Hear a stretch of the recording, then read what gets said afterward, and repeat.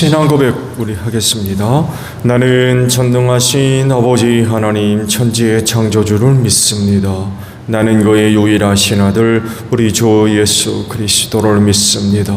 그는 성령으로 잉태되어 동정녀 마리아에게서 나시고 본디오 빌라도에게 고난을 받아 십자가에 못 박혀 죽으시고 장사된 지 사흘 만에 죽은 자 가운데서 다시 살아나셨으며 하늘에 오르시어 전능하신 아버지 하나님 우편에 앉아 계시다가 거기로부터 살아있는 자와 죽은 자를 심판하러 오십니다.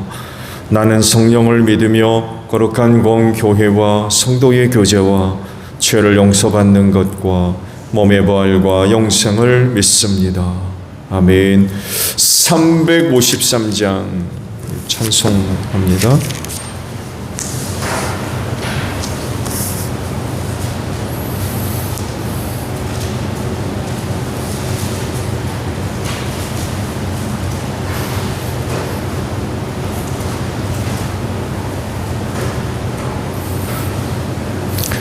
(353장입니다) 십자가 군병되어서 예수를 따를 때 무서워하는 마음으로 주 모른 채 할까. 나의 주 그리스도 나를 속량했으니 나 십자가를 벗은 후 천별유관 쓰리. 모성도 피를 흘리며 큰 싸움 하는데 나 어찌 편히 누워서 상 받기 바랄까. 나의 주 그리스도 나를 속량했으니 나 십자가를 벗은 후 천별유관 쓰리. 이 죄악 많은 세상에 수많은 원수들 날 유혹하고 해치나 내 주만 따르리. 나의 주 그리스도 나를 속량했으니 나 십자가를 벗은 후 천별유관 쓰리.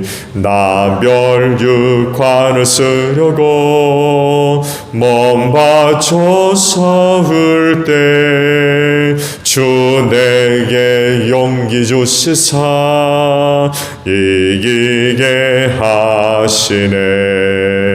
나의 주 그리스도 나를 속량했으니 나 십자가를 벗은 후 천별유관 쓰리. 승리의 그날 이르러 십자가 군병들 객가를 불러 영광을 주님께 돌리리. 나의 주 그리스도 나를 속량했으니 나 십자가를 벗은 후 천별유관 쓰리. 누가복음 22장이에요. 1절에서 13절까지 봅니다. 누가복음 22장 1절에서 13절입니다. 유월절이라고 하는 무교절이 다가왔다. 그런데 대제사장들과 율법학자들은 예수를 없애버릴 방책을 찾고 있었다. 그들은 백성을 두려워하였다. 12 가운데 하나인 가룟이라는 유다에게 사탄이 들어갔다. 유다는 떠나가서 대제사장들과 성전 경비 대장들과 더불어 어떻게 예수를 그들에게 넘겨줄지를 의논하였다. 그래서 그들은 기뻐하여 그에게 돈을 주겠다고 약조하였다.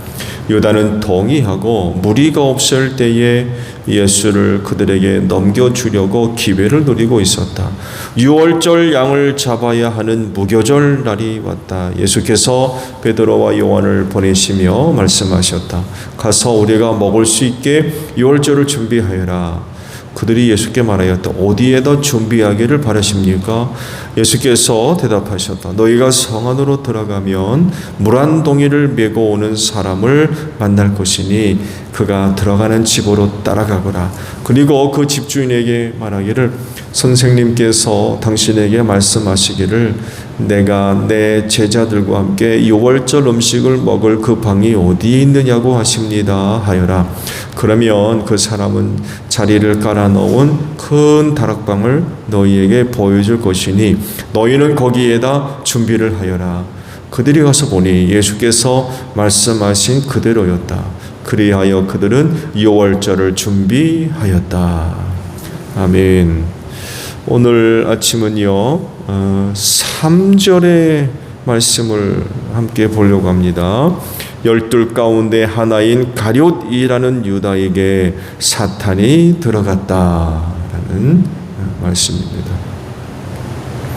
가룟 사람 유다가 누구였는지 또 어떤 사람이어 있는지 당시 알고 있는 사람들은 누구였을까요?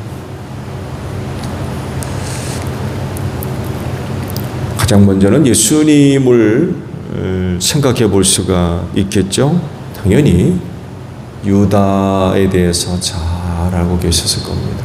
그가 누구며 어떤 사람인가를 누구보다도 잘 아셨을 겁니다. 근데 궁금한 거는 그런데 왜 그를 사도로 세우셨을까? 그런데 왜 그를 사도로 세우셨을까? 우리가 보통 예수님의 제자라고 표현되어 있지만 제자는 12만 있는 게 아닙니다. 굉장히 많은 제자들이 있어서 그 중에 사도는 12이었습니다. 그 많은 사람들, 제자들 가운데 12를 따로 선택해서 사도라고 불렀어요. 여기에 가룟 사람 유다가 포함됐던 거죠. 누구보다도 사람을 모를 리 없는데 왜 그를 그 많은 제자 가운데 가룟 사람 유다를 사도로 뽑아 세우셨을까요?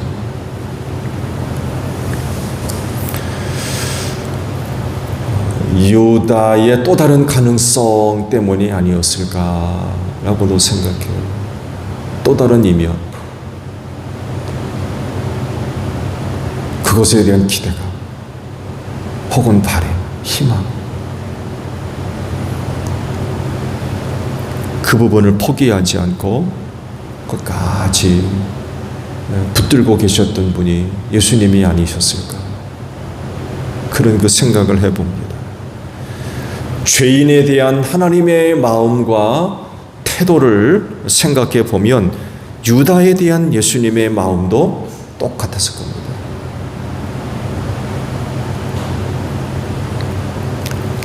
포기하지 않으시는 거죠. 그가 누군지 잘 아셨지만 그렇다고 해서 포기하지 않으셨어요. 끝까지 희망적인 부분들이 있었던 거죠. 그가 결코 망하기를 바라지 않으셨던 거죠. 자기를 팔아넘길 사람이라는 것을 알고 계셨지만 그런 그의 구원을 위해서 중보하는 거 빼놓지 않았을 겁니다.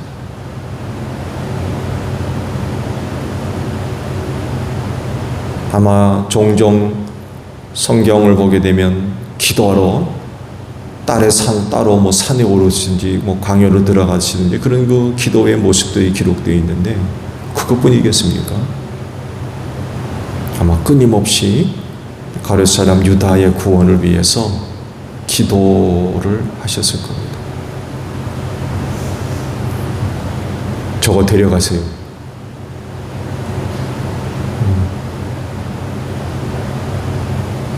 그런 식의 기도가 아니라 하나님 저거 구원해 주세요.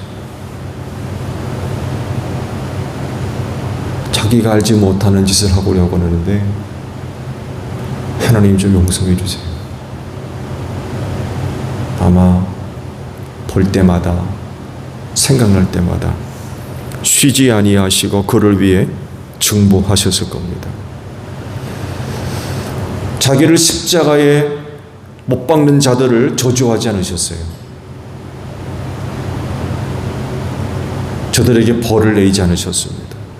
저들이 하는 일을 알지 못하고 하는 거니까 하나님 저들을 용서해 주십시오. 그런 기도를 하셨던 분이에요. 로마 군병들을 향해서. 가룟 사람 유다를 위해서는 무슨 기도하셨겠습니까?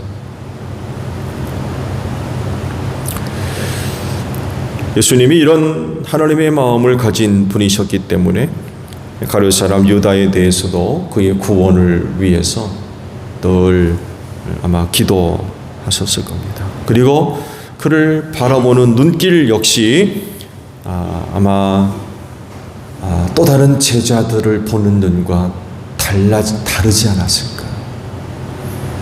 너나 배신할 놈이지. 그렇게 딱 점 찍어놓고 모질게 대한다든지 냉대하거나 그러지 않았을 겁니다. 더 깊은 눈을 가지고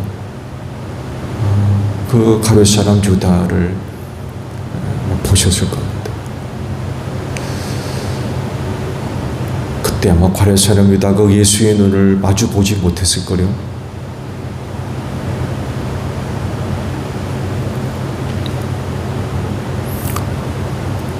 그가 누구인지 알고 있는 마지막 한 사람이 있죠.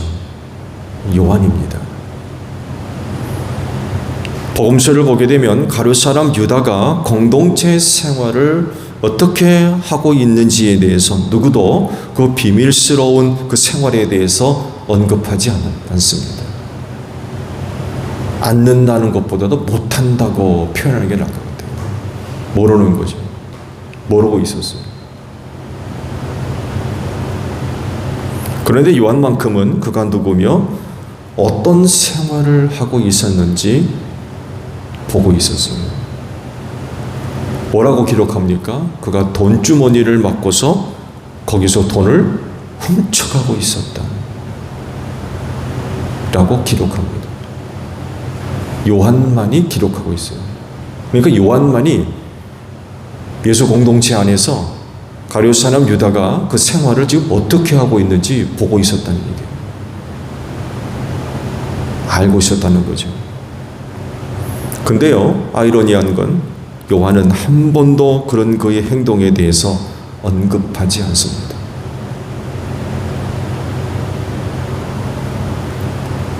성경에 드러나진 않지만 예수님에게 그의 비밀스러운 그런 그 생활에 대해서 틀림없이 말씀드렸을 겁니다. 근데 예수님도요, 그런 그의 생활에 대해서 일절 말씀하지 않습니다. 딸을 부르다가 너 왜 그런 짓 하고 있냐? 라는 말씀도 하죠. 침묵하고 있는 거죠. 정말 이상하리만큼 침묵합니다. 요한만이 나중에 이제 이런 사실을 언급을 하는데 공동체 생활 가운데 이상하리만큼 정말 가룟 사람 유다가 누구인지에 대해서 일절 언급하지 않아요.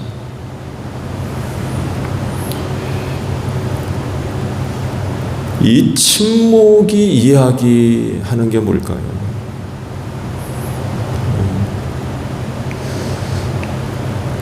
끝까지 포기하지 아니하고 기다리신,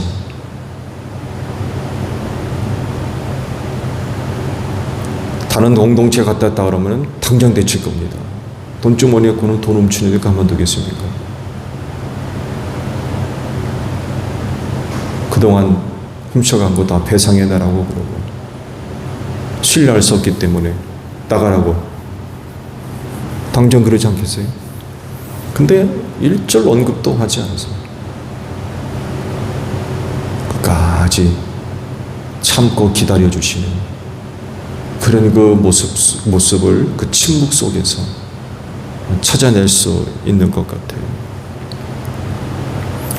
그러다가 가룟 사람 유다에게 무서운 일이 벌어졌죠. 사탄이 그에게 들어갔대요. 흥미로운 것은요, 6절 하반절에 그가 예수를 넘겨주기 위해서 기회를 노리고 있었다라고 기록하고 있거든요. 그렇죠? 근데요, 또 다른 놀라운 사실 하나는 사탄이 그를 자기 종으로 삼으려고 기회를 노리고 있었다는 건 몰랐어요. 자기가 예수를 넘기려고 기회를 노리고 있는데 그런 자기를 사탄이 기회를 노리고 있는 건 몰랐어요. 아이러니하죠?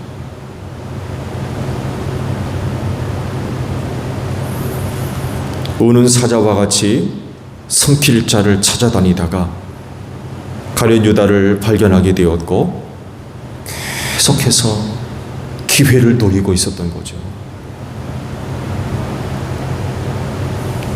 이런 사실은 가룟 사람 유다가 몰랐어요. 사탄이 나를 노리고 있고. 그러다가 결정적인 기회가 되었을 때 그 안으로 들어갔던 거죠. 그러면 사탄이 노리고 있는 기회는 어떤 기회였을까요? 어떤 기회? 그 기회는 이런 때입니다. 죄에 대해서 가장 취약했을 때입니다. 죄에 대해서 가장 약했을 때. 강하면 들어가겠습니까? 못 들어가지. 그러나 죄에 대해서 가장 약했을 때, 그때가 바로 틈 타고 들어올 때라는 거죠. 그러면 가룟 사람 유다에게 있어서 죄에 대하여 가장 취약했을 때는 어느 때였겠습니까? 돈주머니에 손을 댔을 때였을 겁니다. 아마 그날 누군가가 예수님의 경비를 돕기 위해서 많은 헌금을 하고 돌아갔을 겁니다. 그날도 평상시와 그랬듯이 몰래 돈주머니에 손을 댔을 겁니다. 아유, 땡 잡았다. 땡 잡았네.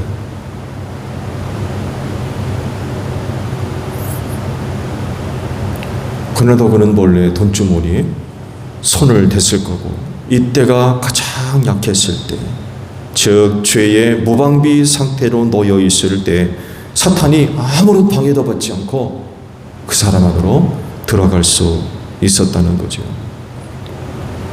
그 뒤로는 그가 예수의 종이 아니라 사탄의 종이 되어가지고 브레이크 망가진 열차와 같이 막장으로 치닫는 거죠. 그 뒤로 그는 결코 돌이킬 수가 없었어요.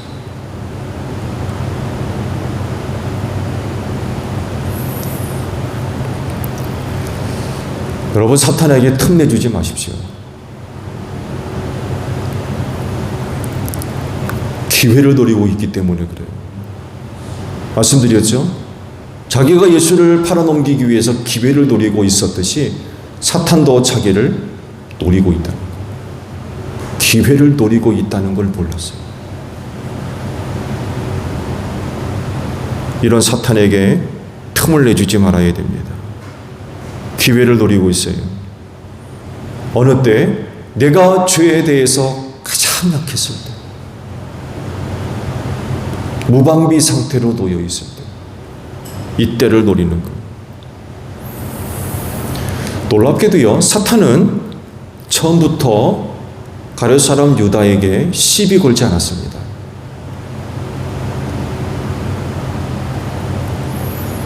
그냥 두었어요. 돈주머니를 맞고 첫 번째 그 돈주머니에 손을 댈 때 사탄은 내버려뒀어요. 아직 때가 아니었다는 걸 알기 때문에 그래요. 그리고 아마 가룟 사람 유다가 그렇게 돈주머니에 손을 대고 돈을 빼내어 쓸 거 아닙니까? 어디다 썼는지는 모르겠습니다만 해도 아마 일생일대 최고의 기쁨과 희열을 느꼈을 겁니다.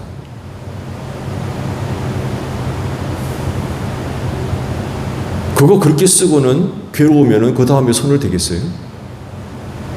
근데 그렇게 손을 대고 빼낸 돈 가지고 사용할 때 이거 너무 좋은 거예요. 너무 좋아.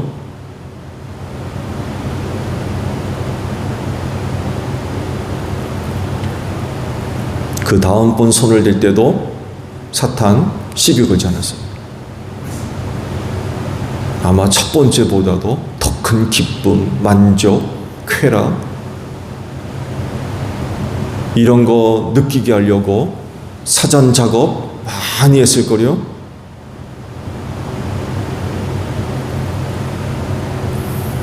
결정적인 그런 그 순간이 이르기까지 내버려뒀어요.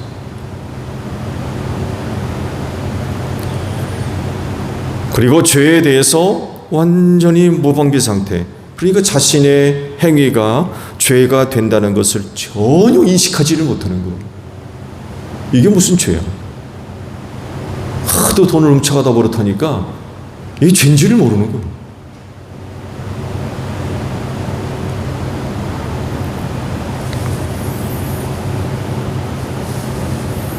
습관이 돼버린 거죠. 죄 짓는 게 습관이 돼버렸어요. 그러니 뭐 아무것도 못 느끼는 거죠. 늘 그래왔기 때문에.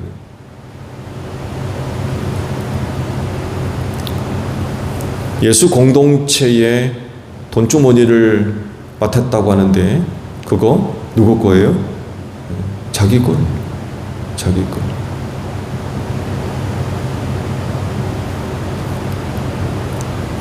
예수님이 누군지 그리고 어떤 분인지 잘 알고 있었기 때문에 돈주머니에 손을 댈 때마다 눈치 살폈을 거요.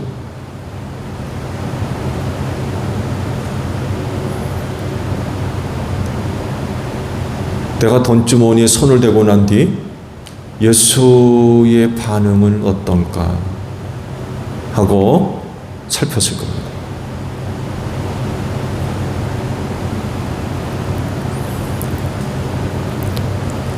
앞서 잠깐 말씀을 드렸습니다만 해도 그는 그 돈을 갖고 뭘 했을까요?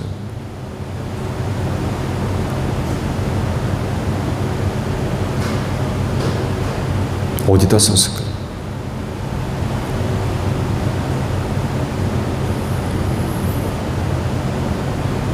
시침이 똑 떼고요. 예수 공동체와 함께 있는 것에 대해서 숙달이 돼갑니다.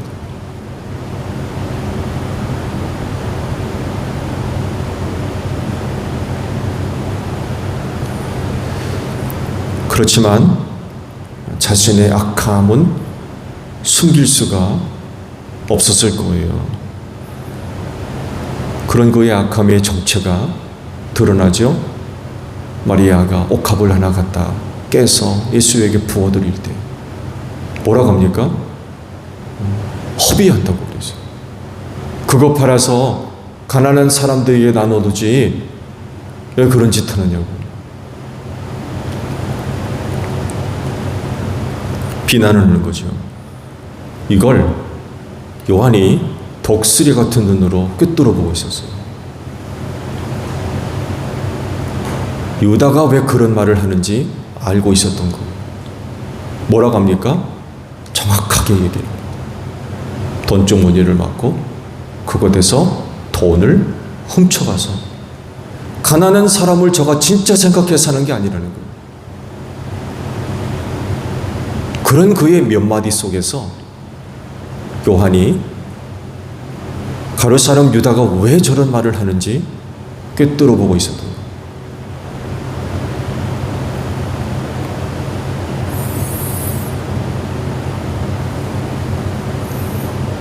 나 돈 훔쳐갑니다 라고 하겠습니까? 그러니까 훔쳐간다 그러죠. 아무도 몰라요. 눈치 보니까 예수도 모르는 것 같아요.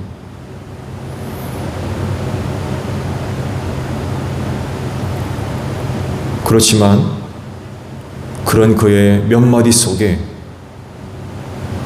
그게 드러나는 거예요. 이걸 독수리 같은 눈으로 요한이 꿰뚫어 봤던 거예요.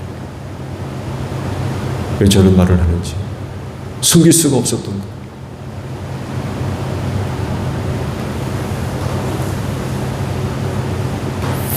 사탄에겐 아마 이때가 굉장히 큰 위기였을 겁니다. 사탄한테는 자기 종으로 삼아가지고 쓰려고 했는데 정체가 들통나게 됐어요. 이때 사탄의 아마 마음이 철렁했을 겁니다. 근데 무사히 지나갔어요.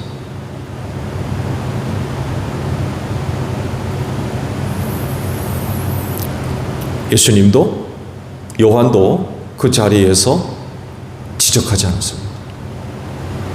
그냥 넘어갔습니다.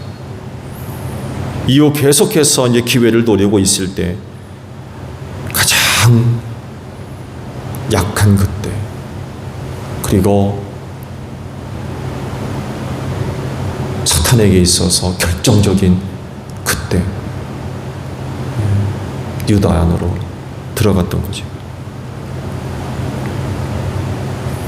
악한 것은요, 일찍 끊어야 돼요.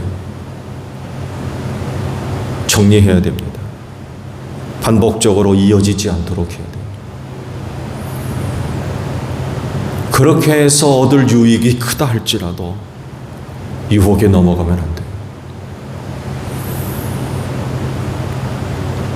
악한 것이기 때문에 처음부터 잘라내야 돼요. 그래야 사탄이 그것을 이용해서 기회로 만들지 않기 때문에 그렇습니다. 왜 기회가 돼요? 똑같은 죄를 계속 짓거든요. 말씀드린 대로 첫 번째 손을 댔을 때 그냥 뒀어요. 두 번째도 마찬가지고 세 번째도 마찬가지였을 겁니다. 돈깨를 맞고 두세 번으로 끝났겠습니까? 천만의 말씀. 돈 맞들였는데 중단했겠어요?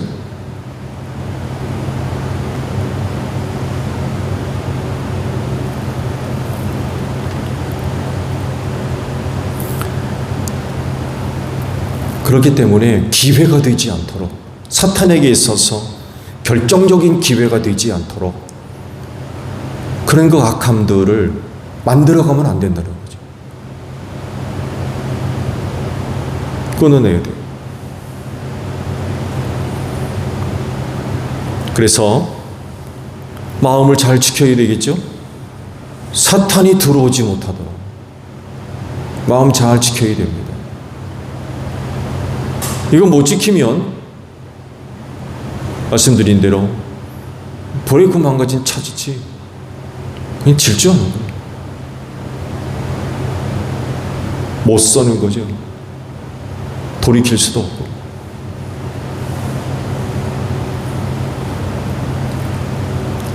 오늘도 여러분의 마음을 잘 지키십시오. 사탄이 틈타지 못하도록 여러분의 마음을 잘 지키셔야 됩니다. 여러분 안엔 하나님의 영이신 성령님이 계시는 곳입니다. 그곳으로 사탄이 들어오지 못하도록 잘 지키십시오. 여러분은 하나님 주님의 종이 되어야 할 사람이지 사탄의 종이 되는 사람이 아닙니다. 하나님이 종이 돼서 하나님의 뜻을 이루어가는 사람들이지 사탄이 종이 돼가지고 사탄이 원하는 짓을 하는 사람들이 아니라는 거죠.